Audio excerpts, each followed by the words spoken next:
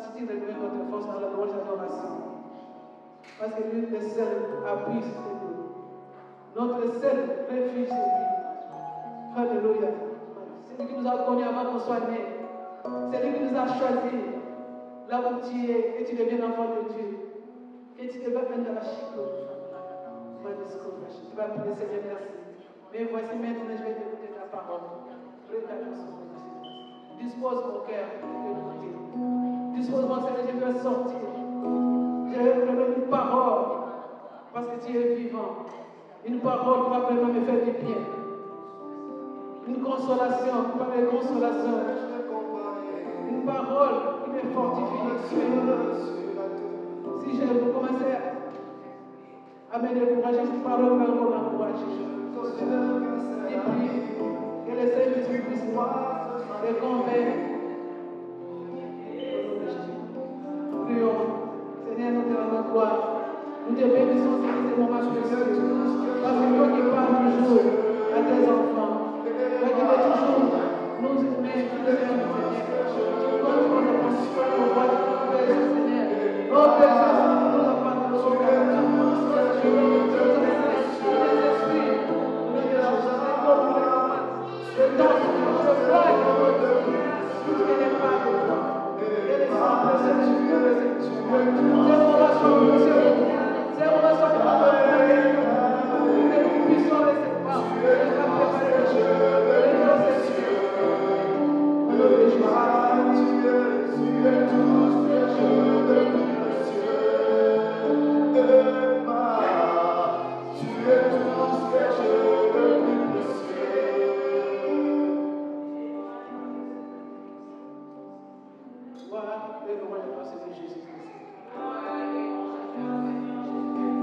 Nous allons nous lever et acclamer la parole de Dieu. Amen.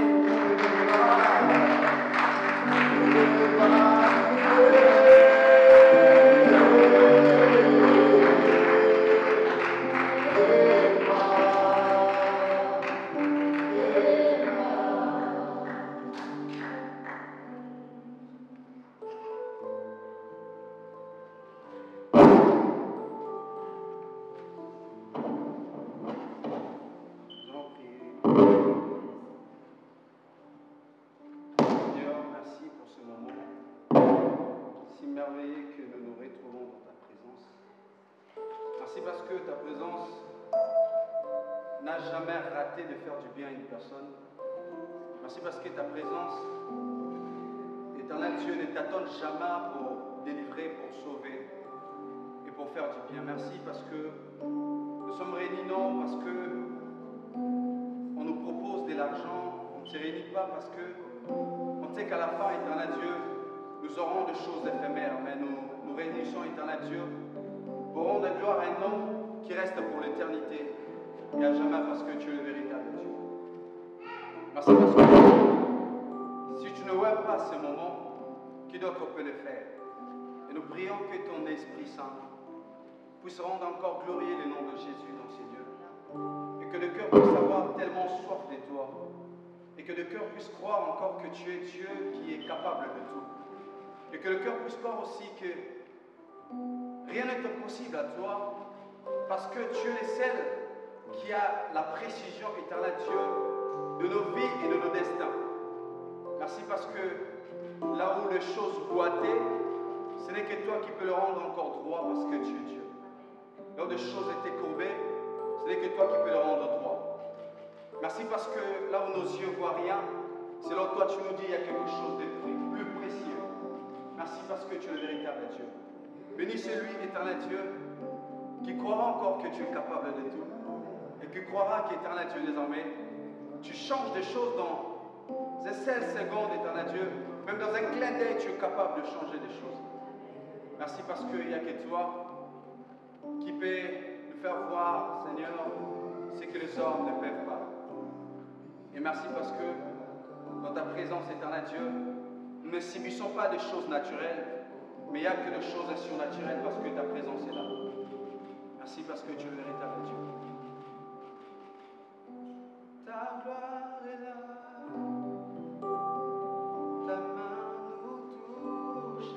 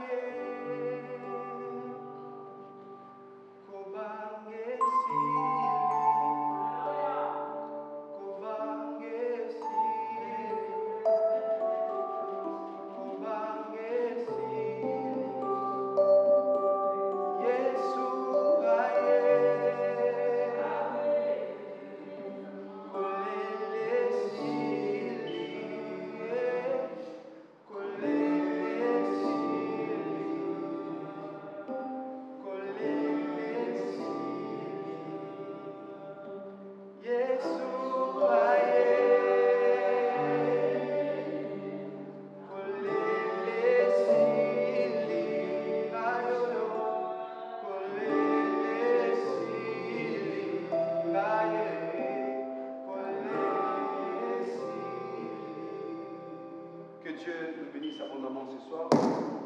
Est-ce que tu peux acclamer très fort pour le roi de gloire? Je ne sais pas si tu comprends, je dis acclamons très fort pour Jésus. Non, pour la personne de Jésus.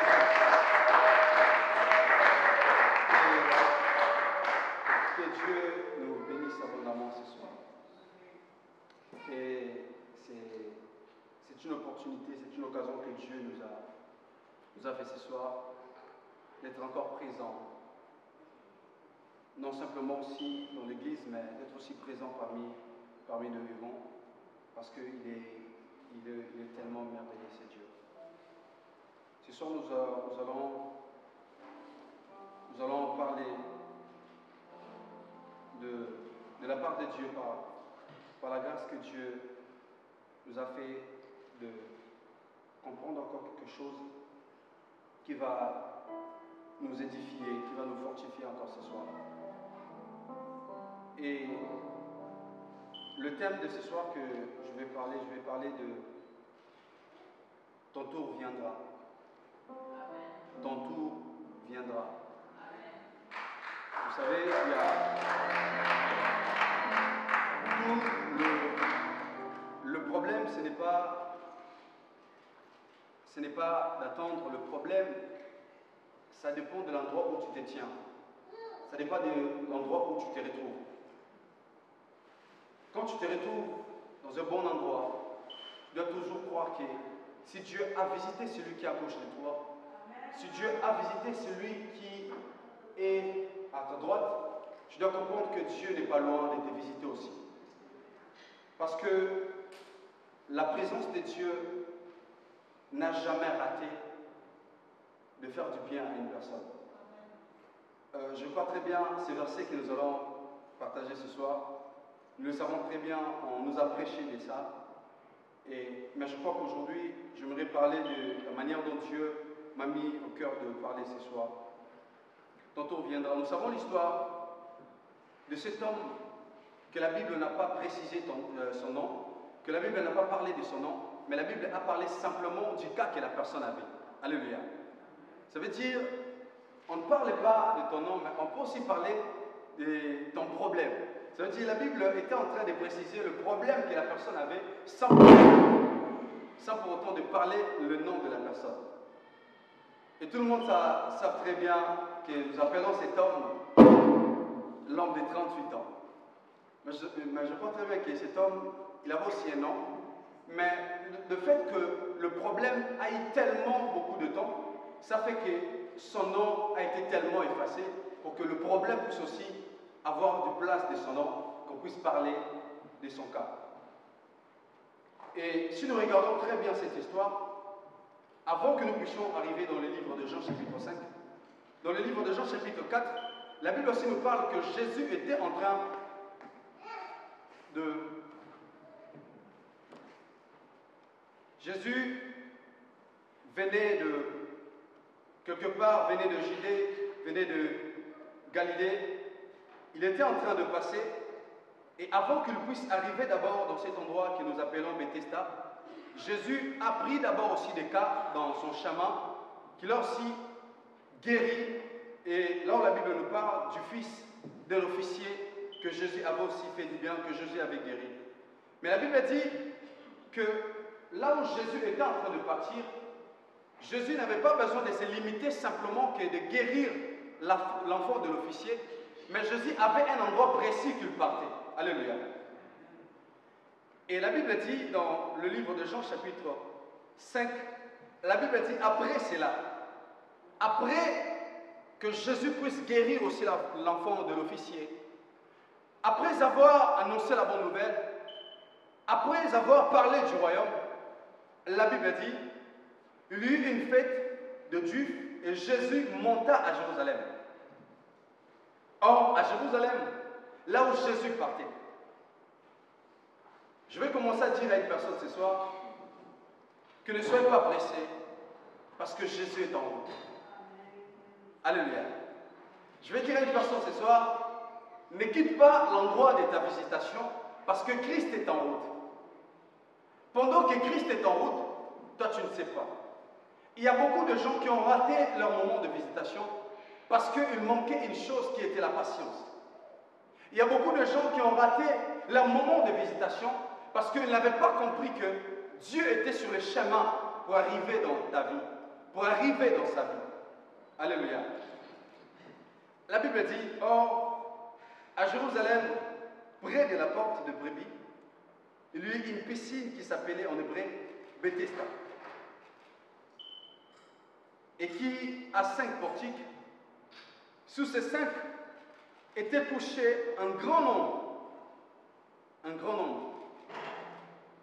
de malades, des aveugles, de boiteux, de paralytiques, qui attendaient le mouvement de l'eau.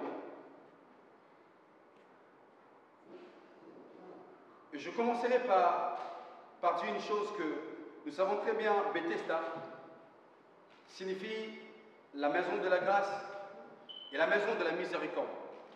C'était là où plusieurs gens, plusieurs personnes trouvaient grâce aux yeux de l'Éternel, trouvaient grâce aux yeux de Dieu, à travers un ange qui descendait, qui agitait l'eau, et celui qui se jettera le premier sera celui qui va être guéri. Alléluia.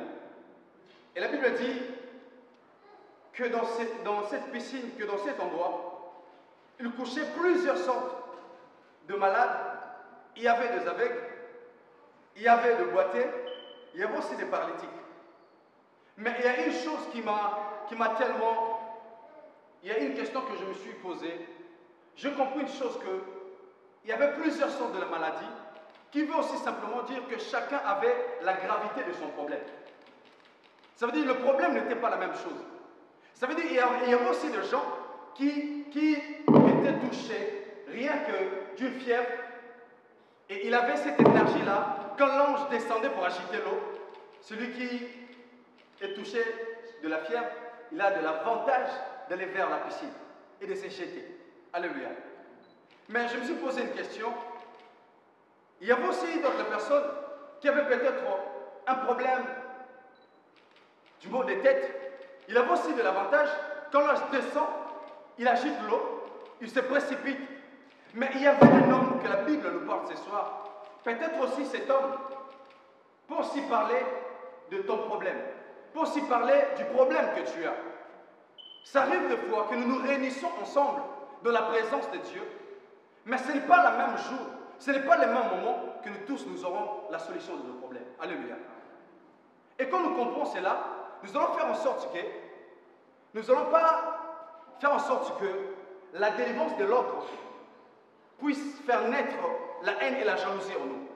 Si nous comprenons que nous sommes dans la présence de Dieu, là où tout le monde est guéri et d'être délivré, tu ne peux jamais te poser tant de questions de dire pourquoi jusqu'à présent je ne suis pas encore guéri, je ne suis pas encore délivré. Et j'aimerais dire à une personne ce soir, ton tour viendra. Ton tour viendra. Et ce qui faisait la force de cet homme,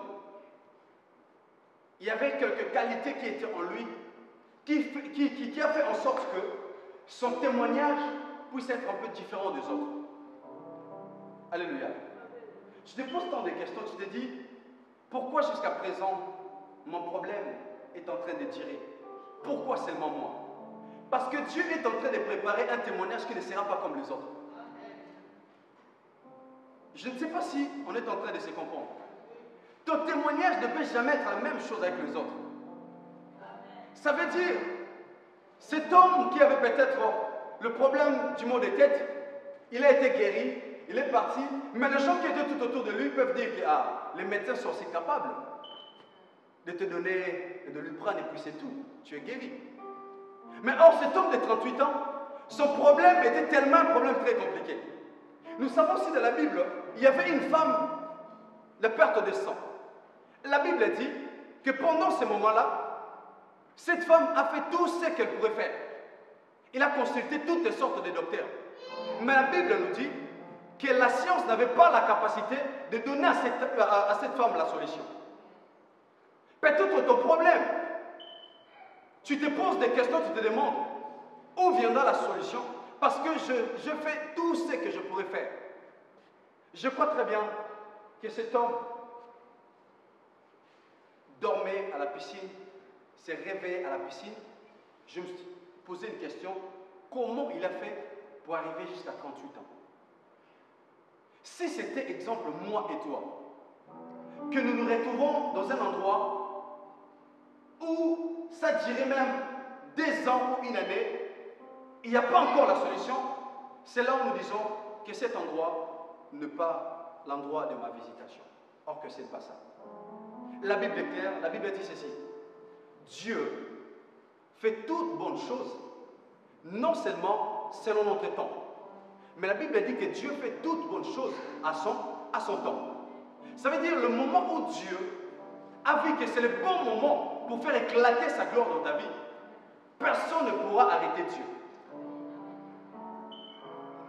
Rien ne pourra désorienter la main de Dieu dans ta vie. Lorsque le temps arrive, il n'y a personne qui peut s'opposer et dire à Dieu, tu ne peux pas le faire. Si la mort n'a pas été capable d'empêcher Christ de ressusciter Lazare, alors ton problème. J'aime toujours dire une chose, il n'y a aucune chose sur cette terre qui peut être plus fort que la mort. Parce que la mort détermine toujours la fin de tout homme. Mais la mort a perdu sa force devant Christ. C'est Lazare qui s'est retrouvé dans le tombeau.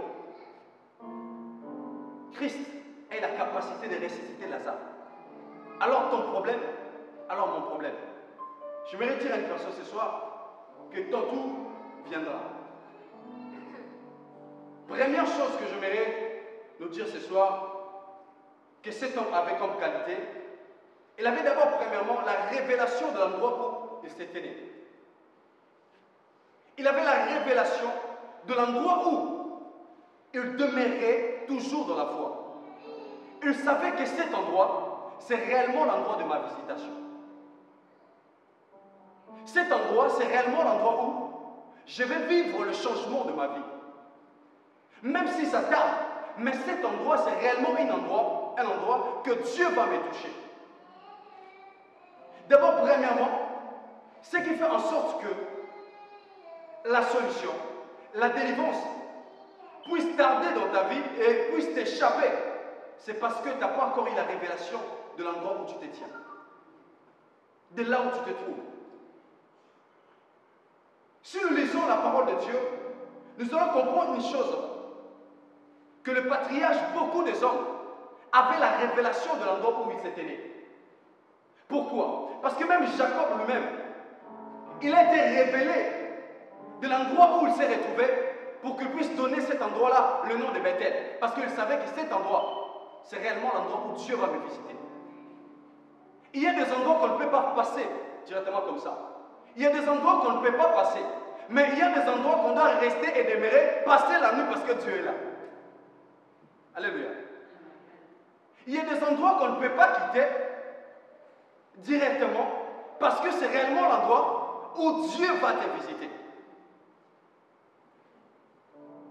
Peut-être Jacob voulait passer, il a dit non, je ne peux pas dormir à cet endroit parce qu'il n'y a pas vraiment de choses lixes comme j'aime toujours dormir. Mais réellement, il a compris une chose, même sur une pierre, je mettrai ma tête parce que cet endroit, c'est un endroit de ma visitation. Je ne comprends pas, depuis que je suis à la voix de l'Éternel, il y a des gens qui sont venus, ils ont fait simplement 3 mois, mais ils témoignent. Mais pourquoi jusqu'à présent, moi, je ne témoigne pas? Est-ce que ton cas est la même chose avec celui qui est en train de témoigner? Est-ce que ton problème est la même chose? Est-ce que ta situation est la même chose? On doit avoir la révélation de l'endroit où tu te tiens. Je crois très bien que cet homme, s'il n'arrivait pas d'aller vers la piscine, ils pourront, moi, avoir des personnes qui étaient là, qui pourront aussi aider cette personne à dire que je n'arrive plus. Je me décide à porter-moi, fais-moi retourner à la maison. Mais il savait l'endroit où il s'était né. Il savait l'endroit où il demeurait. Mais on doit d'abord avoir premièrement la révélation de l'endroit où tu te trouves.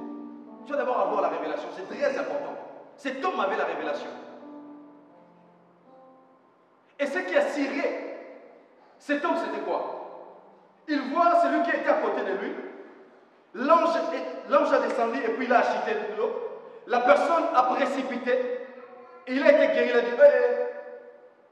cet endroit ici, je ne peux pas le quitter parce que moi-même, je vois qu'il y a des gens qui témoignent. Moi-même, je vois que dans la voie de l'Éternel, il y a des gens qui témoignent. Moi-même, je vois que dans la voie de l'Éternel, il y a des gens qui se marient. Moi-même, je vois que dans la voie de l'Éternel, il y a des gens qui trouvent aussi du travail. Ça veut dire que c'est l'endroit où Dieu est là présent. Ça veut dire que tu dois d'abord comprendre la révélation de l'endroit où tu te tiens. C'est très important. Il y a des endroits qu'on ne peut jamais passer comme ça. Si nous lisons dans le livre d'Exode, chapitre 3, verset 1, la Bible nous parle de Moïse. Il voulait simplement laisser les brebis partir. Il a dit non, je ne peux pas le suivre. Mais il a compris une chose, qu'en rêve, la montagne de rêve, c'est l'endroit où je ne peux pas passer directement comme ça, parce que c'est l'endroit de la visitation. Ne passe jamais l'endroit de ta visitation. Il y a beaucoup de gens qui ont passé l'endroit de leur visitation, mais sans le savoir, parce qu'ils n'avaient pas la révélation. Cet homme avait plusieurs qualités. Et je parlais d'abord premièrement de la révélation de l'endroit où il s'était né, parce qu'il croyait fermement que cet endroit était l'endroit de son changement. C'est ça qui fortifiait cet homme de demeurer à la piscine de Bethesda. Quelle est la piscine de Bethesda pour ta solution? Je suis fatigué.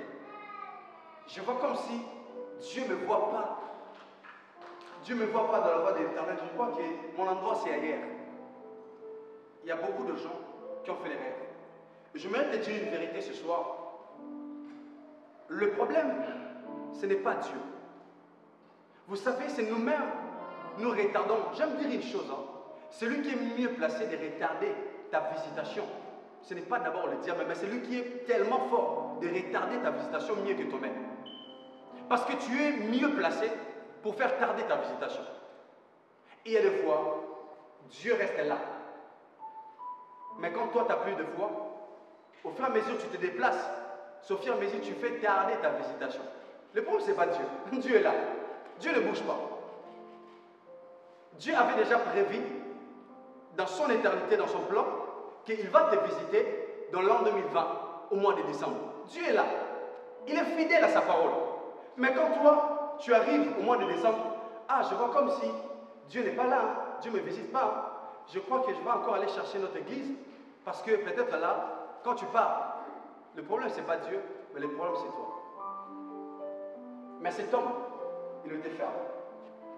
Deuxième qualité que cet homme avait, il avait de la patience, comme on nous a prêché le dimanche. Il avait de la patience. Je crois bien même, si vous voulez être fatigué, vous voulez être fatigué. Parce qu'il y avait même des gens qui venaient près de lui et disaient, papa, moi, j'avais l'âge de 20 ans, toi tu étais là. Et aujourd'hui, j'ai 30 ans, toi tu es toujours là, papa. Tu comprends pas qu'il n'y a rien qui change. Hein? Il y avait même des enfants qui n'étaient pas encore nés dans ce temps-là. Mais lui, il était encore là, à la piscine de Bethesda. Il y a des enfants qui naissent, il grandit, il attendait aussi même l'enfant de son voisin, était devenu même diplômé. Il dit, ouais, mais toi tu es toujours là. Qu'est-ce qui se passe? On doit avoir la patience. Parce que la patience donne toujours naissance à un témoignage. La patience donne toujours naissance à être visité par Dieu.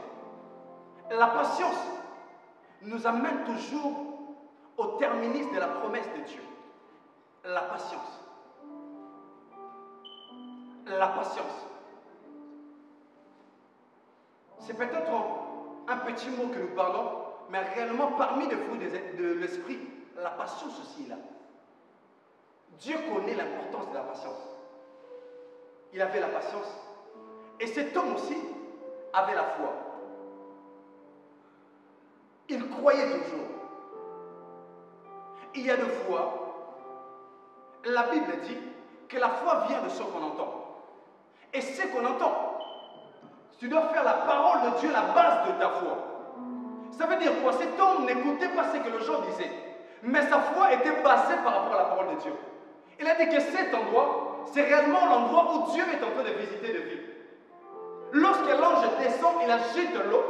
Celui qui se précipite et se jette en premier, c'est celui qui sera guéri. Et je crois à la parole de Dieu. De quelle parole que toi, tu fasses soir ta foi? Ici, il n'y a rien. Depuis que tu es là, il y a des changements, mais toi, il n'y a rien. Cet homme avait la foi. Et cet homme avait la persévérance. Il avait la persévérance.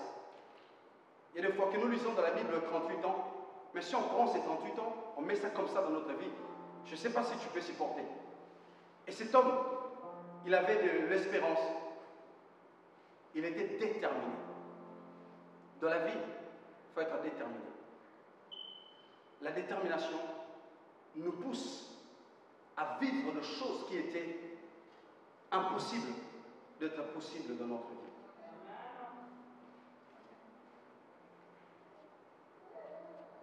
Et la Bible dit,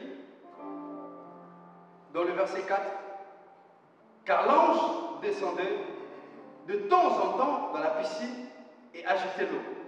Et celui qui descendait le premier, après que l'eau avait été agitée, était guéri, quelle que soit sa maladie. Je vais d'abord t'assurer une chose ce soir, avant que je puisse descendre dans le verset 5, que la présence de Dieu est capable de donner la solution à toute chose. Dans la présence de Dieu, l'impossible n'existe pas. La Bible nous dit, quelle que soit sa maladie, oh non, moi, je souffre du cancer, est-ce que réellement j'aurai la guérison? Je mérite d'assurer ce soir à toutes sortes de problèmes. La Bible dit que là se trouvait un homme malade depuis 38 ans.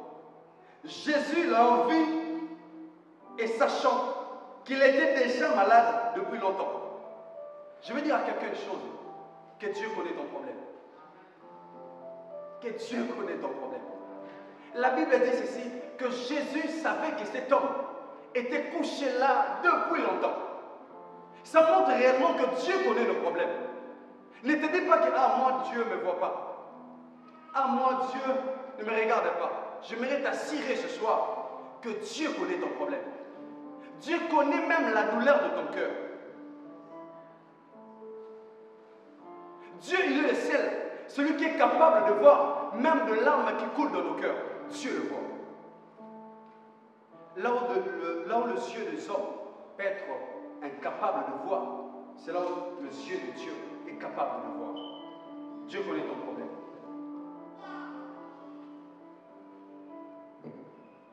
Et la Bible dit que Jésus l'a envie coucher, et sachant qu'il était déjà là depuis longtemps.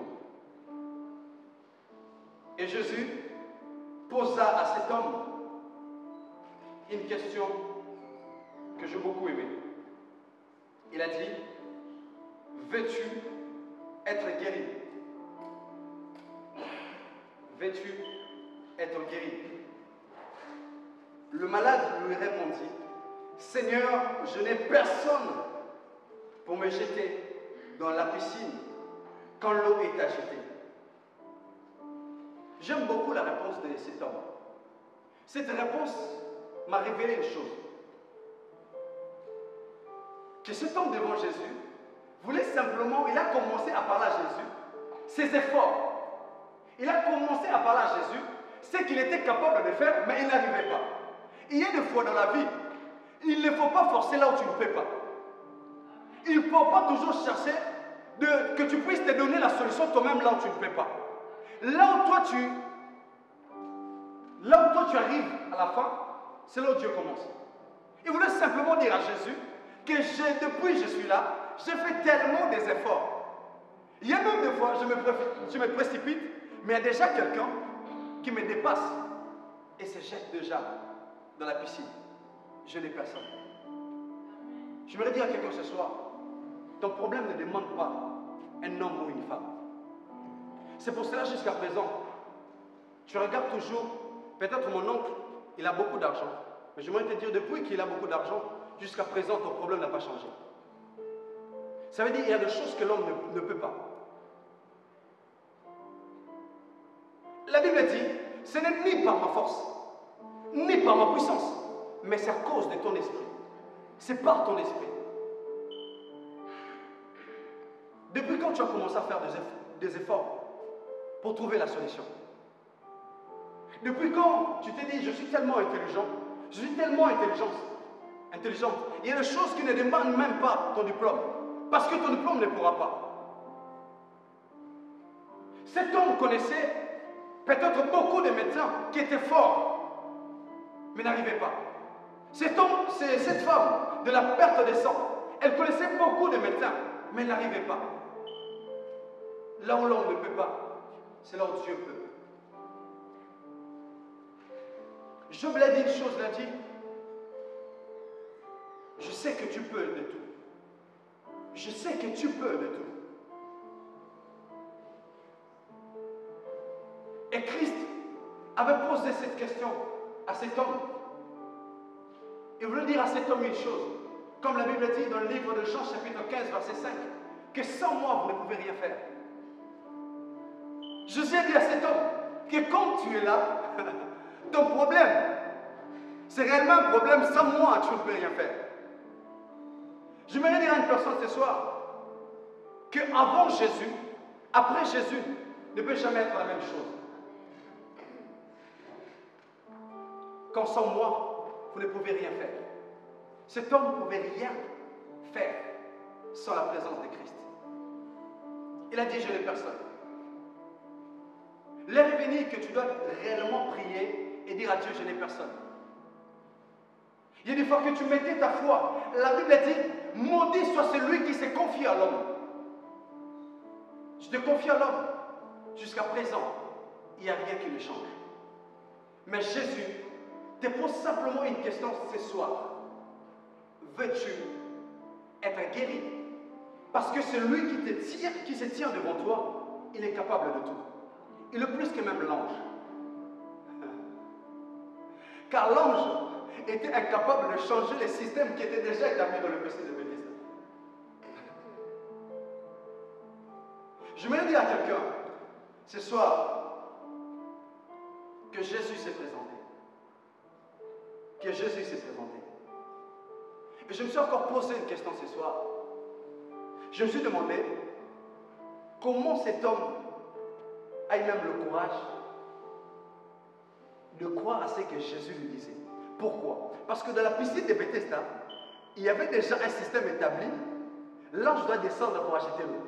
Mais comment celui qui se tient devant toi, il t'apporte encore des paroles qui contredisent le système qui était déjà établi?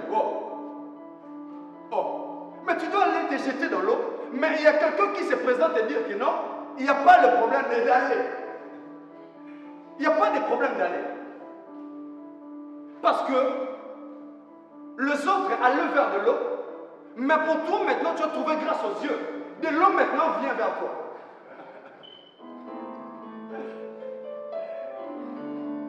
Alléluia. Il y a des fois, quand tu fais tes efforts, d'aller chercher la solution. Mais quand tu trouves grâce aux yeux de Dieu, et le temps de Dieu arrive, ce n'est pas toi d'aller chercher la solution, mais c'est la solution qui viendra vers toi. Ton tour viendra. Ton tour viendra. Je me suis dit, quelle foi que cet homme avait. Je me l'ai choqué une personne ce soir, que la façon d'agir de Dieu peut contredire ta connaissance et tes expériences. La façon d'agir de Dieu peut contredire ta connaissance et tes expériences. Parce que cet homme pouvait aussi dire à Jésus, moi je suis ici pendant 38 ans, il n'existe pas que tu puisses pas aller vers de l'eau et tu sois guéri. Ça se passe toujours comme ça. Mais toi, comment tu m'emmènes maintenant des choses que moi je ne connais pas? Arrêtez de savoir qu'on est mieux que Dieu. Arrêtons. Oh non, tu sais, pour ma maladie, là, ça demande simplement qu'on doit m'opérer parce que si on ne m'opère pas, ça va être vraiment très compliqué. Qui t'a dit que la façon d'agir de Dieu, tu dois toujours passer par l'opération? Qui t'a dit ça? La façon d'agir de Dieu peut contredire ta connaissance et tes expériences. Il est en train de parler, il a dit, Sarah, malgré que tu peux avoir 90 ans, mais moi je dis que tu auras l'enfant. Sarah a dit, hey, dans ma connaissance, c'est impossible. Ah, j'aime ce Dieu. Il sait comment contredire la connaissance des hommes et la sagesse des hommes. Il a dit, waouh, c'est impossible. Une femme qui a déjà 90 ans, c'est impossible. C'est impossible. J'aime ce Dieu. Jésus l'a dit, aujourd'hui, je suis là. Aujourd'hui, je suis là. Ton tour viendra. Je veux qu'une personne soit fortifiée ce soir. Quand tu t'attends de Dieu, c'est que tu dois savoir une chose. Quand tu attends quelque chose de Dieu, n'attends pas Dieu dans les habitudes. Dieu n'est pas dans les habitudes. On est déjà habitué comme ça. Là, ce n'est pas Dieu. Il y a des fois que les habitudes perdent en sorte que la foi que nous avons en Dieu, que nous ne puissions pas avoir de fruits par rapport à notre foi. Parce que nous attendons Dieu aux habitudes. Je sais simplement quand ça commence comme ça va toujours finir par là. Là, ce n'est pas Dieu. Quand ça commence déjà comme ça, je crois, comme je sais, ça va toujours finir comme ça. Là, ce n'est pas Dieu. Quand tu t'entends de Dieu, la foi n'a jamais accepté les habitudes. La foi n'a jamais accepté les habitudes. Parce que le Dieu à qui tu crois n'est pas réellement le Dieu des habitudes. Restons, disons toujours que les habitudes est pour les hommes, ce n'est pas pour Dieu. Christ voulait simplement dire à cet homme que c'est moi qui se présente devant toi. Je suis celui qui change des choses. Je suis celui qui change de système. J'aimerais dire à une personne ce soir que ton problème n'a pas simplement besoin d'un ange, mais ton problème a simplement besoin de Dieu lui-même. Car cet homme, son problème a fait descendre Dieu sur le terrain. J'aime la grâce. Lorsque la grâce commence à surabonder, Dieu lui-même descendra sur le terrain et pour opérer. Parce que la Bible dit, il a disposé les anges à notre service. Mais il y a des choses, quand la grâce est là, ce n'est pas des anges qui seront au service, mais c'est Dieu lui-même. Parce que c'est la grâce. Parce que c'est la grâce. Je voudrais dire à quelqu'un ce soir, la grâce de Dieu est là. La grâce de Dieu est devant toi. La grâce de Dieu est capable de changer beaucoup de choses dans ta vie. Et la Bible dit, Christ a posé cette question à cet homme. Veux-tu être guéri? Et cet homme, il n'a pas cru au système établi dans la piscine de Bethesda, mais il a réellement crié à la parole de Dieu. Si nous lisons dans le livre de Luc, chapitre 5, versets 5 à 6, la Bible nous parle d'une histoire de celui qui était tellement expérimenté par rapport aux pêches. La Bible dit que Pierre, étant pêcheur, il savait très bien que si déjà la nuit, tu n'arrives pas à pêcher, selon notre expérience, nous qui pêchons, la journée, ça sera mort. Mais le maître se présente devant Pierre. Il a dit, Pierre, même si tes expériences te disent que la nuit tu n'as rien pris, mais moi je te dis, allez encore dans les profondeurs. Ah, je voudrais dire à une personne ce soir, tu dois encore continuer à croire. Pierre, j'aime ce que Pierre a dit. Il a dit, maître, toute la nuit, j'ai cherché mais je n'ai rien trouvé. Mais ce matin ici, selon mes expériences, je ne peux rien. Mais ce matin, je vais le faire. Je crois, sinon à ta parole. C'est ça aussi cet homme m'a fait. Il n'a pas regardé le système établi. Il a simplement cru à ce que Christ avait dit. Lève-toi. Lève-toi. Et Dieu te dit ce soir, Christ te dit que la chose qui était impossible dans ta vie, ce soir, il te dit, c'est déjà possible, car il a fait quelque chose. Ça dépend que de ta foi. Ça dépend que de ta foi. La responsabilité de Dieu, c'est d'agir. Et ta responsabilité, c'est de croire.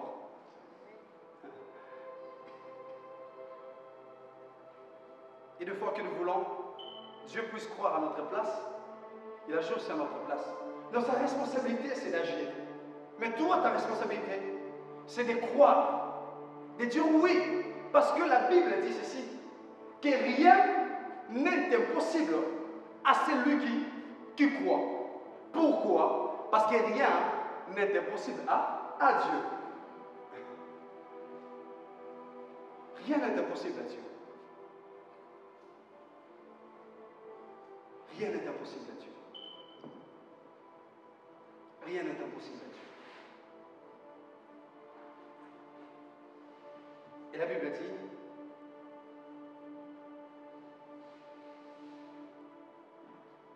lève-toi, dit Jésus.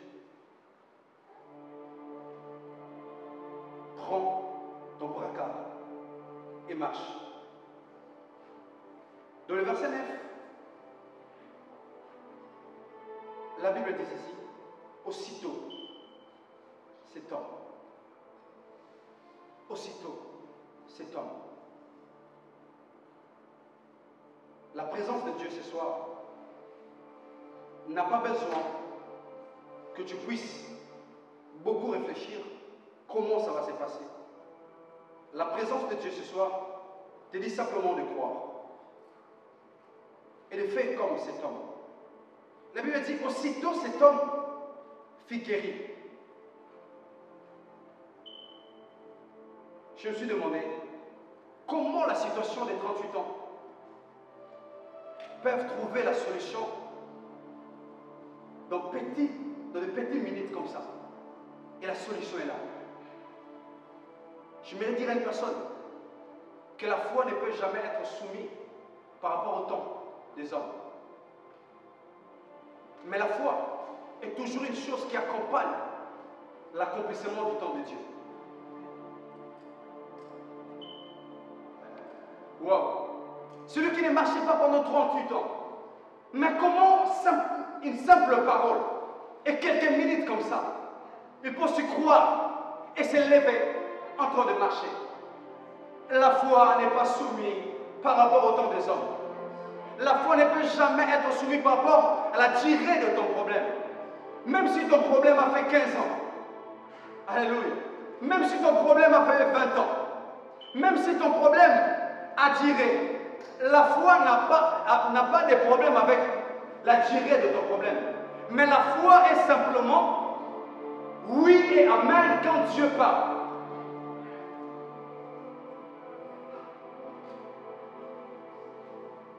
La Bible dit ceci, quand Dieu envoie sa parole, la parole de Dieu ne peut jamais retourner vers lui sans que ça puisse encore accomplir ses desseins.